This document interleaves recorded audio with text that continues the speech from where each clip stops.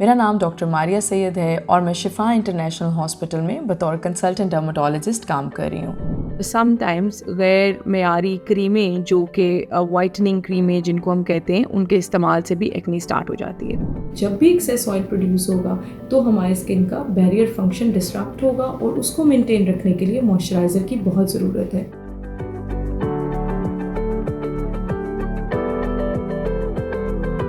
Basically adolescence में जब बच्चे आते हैं 11, 12, 13 साल की एज में, तो under the effect of hormones patient के जिल्द पर, फेस के ऊपर प्रीडोमिनेटली बाज़ औक़ात कमर पे, चेस्ट पे दाने निकलना शुरू हो जाते हैं। और ये बेसिकली एक ग्लैंड होता है जो जिल्द के अंदर होता है, जो ऑयल प्रोड्यूसिंग ग्लैंड होता है under the effect of hormones. ये नॉर्मल हार्मोन्स होते हैं। बाज़ औक़ात ये ओवर प्रोड्यूस कर रहा होता है सीबम या ऑयल, तो डक्ट्स ब्लॉक हो जाती हैं और फिर वो सबसे पहले ब्लैक हेड, वाइट हेड्स और फिर सुर्ख दाने और फिर बाज़ औक़ात उनमें पीप आ जाती है। पीप के बाद अगर ट्रीटमेंट ना हो तो वो मोटे मोटे दाने भी बनना शुरू हो जाते हैं, जो दर्द वाले दाने कहते हैं, जिनको नोड्यूल्स कहते हैं, और समटाइम्स सिस्ट्स भी बन जाती हैं। इसके अलावा एक्नी की बाज़ कॉजेज़ में पेशेंट कुछ मेडिसिन्स ले रहा होता है, स्ट्रेस रिलेटेड एक्नी होती है, फिर समटाइम्स गैर मेयारी क्रीमें जो कि वाइटनिंग क्रीमें जिनको हम कहते हैं उनके इस्तेमाल से भी एक्नी स्टार्ट हो जाती है। यहाँ पे एक और बात करूँगी, जो ही एक्नी स्टार्ट होती है तो हमारे बड़ी कॉमन दवाई क्रीमें हैं, बेटनोवेट वगैरह, वो बहुत जल्दी लोग लगाना शुरू कर देते हैं दानों के ऊपर।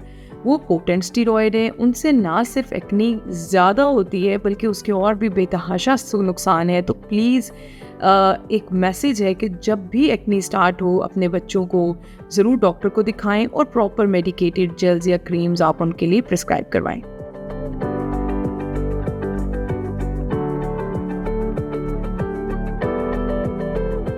बहुत सारी एक्नी के बारे में मिथ्स हैं, उसकी ट्रीटमेंट के बारे में, कि हम ऑयली चीज़ें खाना छोड़ दें, हम पानी ज़्यादा पिएं, हम खाने में कुछ एहतियात करें, हम साफ़ी पिएं, और इस तरह की बहुत सारी चीज़ें हैं जिनसे लोग समझते हैं कि उनकी एक्नी ठीक हो जाएगी। लेकिन एक्नी इस तरह ठीक नहीं होती। रादर बाज़ औक़ात घरेलू टोटकों से वो बहुत ज़्यादा ख़राब हो जाती है और जिल्द के ऊपर एक्नी के साथ एक इरिटेंट रिएक्शन भी आ चुका हुआ होता है, जो चीज़ें उन्होंने इस्तेमाल की हुई होती हैं। तो हमें दोनों को ठीक करना पड़ता है।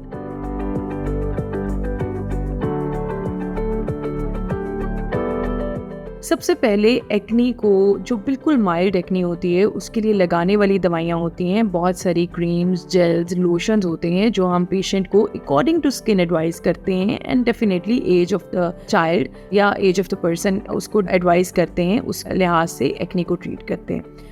जिनमें मोस्ट कॉमन है आपकी क्लिंडामाइसिन है, आइसोट्रेटिनोइन जेल्स फॉर्म में आती है, एडाप्लिन क्रीम फॉर्म में आती है, और इस तरह की बहुत सारी नियासिनामाइड जेल्स हैं, और इस तरह की बहुत सारी और जेल्स मार्केट में अवेलेबल हैं, जो कि डॉक्टर उस पेशेंट की पर्टिकुलर एज और एक्नी के हिसाब से आपको एडवाइस करता है, और उसको लगाने का तरीका भी डेफिनेटली बहुत इंपॉर्टेंट होता है। उसके बाद अगर एक्नी ज़्यादा हो जाए, मॉडरेट हो जाए या सवेयर हो जाए, तो खाने वाली दवाइयाँ आती हैं। खाने वाली दवाइयों का कोर्स काफ़ी लंबा करना पड़ता है। 3 से 6 महीने का मिनिमम कोर्स होता है, जिससे एक्नी तकरीबन 90% कंट्रोल हो जाती है। खाने वाली दवाइयों के बहुत सारे साइड इफ़ेक्ट्स भी हो सकते हैं, तो पेशेंट को उसकी एज के मुताबिक और डेफिनेटली उसकी हिस्ट्री के मुताबिक, मैरिटल स्टेटस के मुताबिक कि वो मैरिड है, अनमैरिड है, उसके अकॉर्डिंगली कोई भी डॉक्टर एडवाइस करता है। तो प्लीज़ एक्नी को जब भी होना स्टार्ट हो उसको लाइट ना लें, क्योंकि अगर हम एक्नी को लाइट लेंगे और उसको बिला वजह गैर ज़रूरी चीज़ों से ट्रीट करने की कोशिश करेंगे, तो उसकी जो लॉन्ग टर्म साइड इफ़ेक्ट्स हैं वो हैं एक्नी के निशानात और एक्नी के स्कार्स, जिनको हम खड्डे कहते हैं, स्कार्स। उनके लिए फिर कोई क्रीम्स या जेल्स ऐसी अवेलेबल नहीं है, इफ़ेक्टिव अवेलेबल नहीं है जो उनको ठीक करे। उसके लिए फिर आपको लेज़र ट्रीटमेंट्स या इन्वेसिव ट्रीटमेंट्स की तरफ जाना पड़ता है। सो आप एक्नी को अगर शुरू से ही कंट्रोल करना स्टार्ट कर दें और उसको अपनी जिल्द के मुताबिक किसी डॉक्टर के मशवरे से कंट्रोल करें, तो 90 to 95% चांसेस हैं कि आपकी एक्नी बहुत बेहतर से कंट्रोल हो जाए और आपकी स्किन पे कोई निशान और दाग ना रहें, परमानेंट स्कार्स ना बने।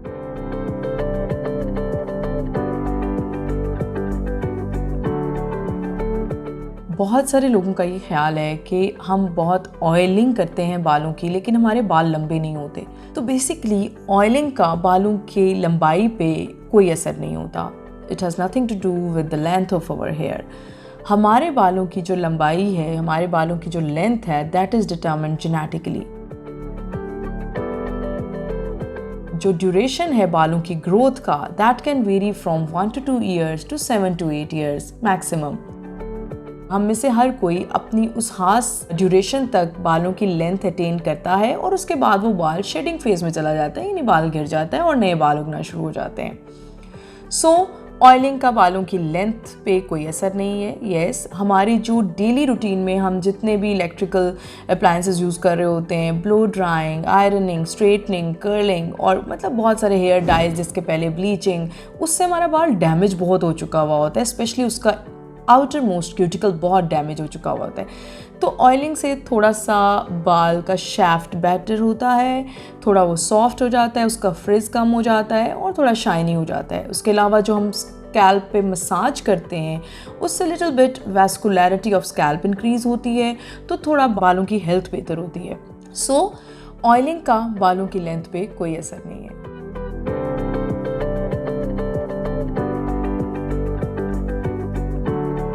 मेलास्मा की कॉजेज़ में सबसे पहला इम्पॉर्टेंट जो रोल है, सबसे ज़्यादा जो रोल है, वो है सन डैमेज का।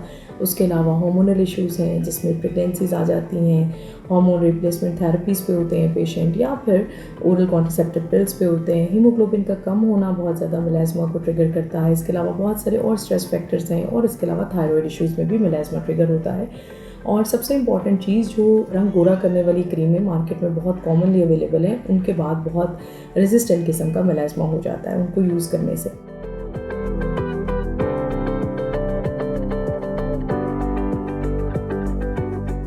मैनेजमेंट में सबसे इम्पॉर्टेंट रोल है सन प्रोटेक्शन का। हम सबसे पहले पेशेंट को एडवाइस करते हैं कि पीक आवर्स में अपना सन एक्सपोजर कम से कम करें और सन प्रोटेक्शन अप्लाई करें।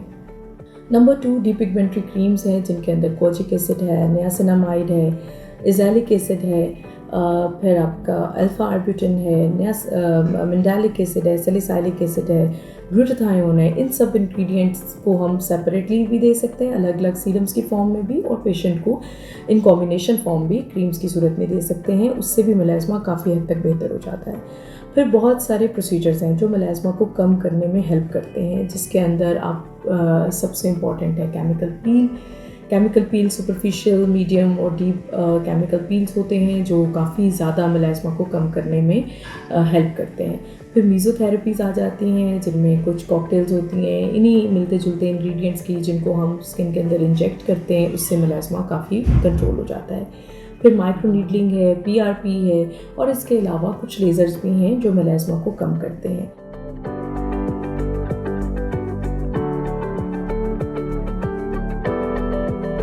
मेलास्मा में इम्पॉर्टेंट बात है जो हर पेशेंट को पता होनी चाहिए, जो इस चीज़ से सफ़र कर रहा है, वो ये है कि ये कंट्रोल हो जाता है, ये बेहतर हो जाता है, लेकिन इसको मेंटेन रखना पड़ता है, क्योंकि इसकी रिकरेंस बहुत कॉमन है, वापस आ जाता है अगर पेशेंट अपनी स्किन को फिर से उसकी केयर ना करे। और इसमें बार बार ऑन एंड ऑफ डॉक्टर्स को आपको दिखाना पड़ता है, और अपने इंग्रेडिएंट्स को अपनी स्किन के मुताबिक, अपने स्किन टाइप के मुताबिक और अपने इफ़ेक्ट के मुताबिक उसको मैनेज करना पड़ता है।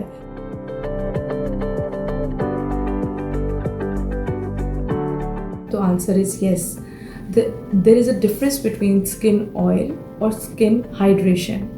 हाइड्रेशन को मेंटेन रखने के लिए हमेशा मॉइस्चराइज़र की ज़रूरत होगी, और स्किन की हाइड्रेशन क्या करेगी? हमारे स्किन की इलास्टिसिटी, हमारे स्किन की रिंकल्स, हमारे स्किन का वाटर कंटेंट और उसकी रेजिलियंस को बरकरार रखेगी। और स्किन का ऑयल भी टू सम एक्सटेंट स्किन को हाइड्रेट रखता है, लेकिन वो बेसिकली स्किन के बैरियर फंक्शन के लिए बहुत ज़रूरी है। लेकिन जब भी एक्सेस ऑयल प्रोड्यूस होगा तो हमारे स्किन का बैरियर फंक्शन डिस्टर्ब होगा, और उसको मेंटेन रखने के लिए मॉइस्चराइज़र की बहुत ज़रूरत है।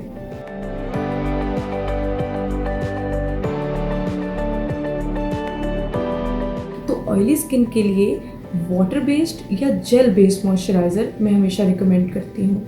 उसकी वजह ये है कि वो बहुत लाइट होते हैं, वो बहुत हैवी फील नहीं होते स्किन के ऊपर। नंबर 2, वो बहुत इजीली एब्जॉर्ब हो जाते हैं।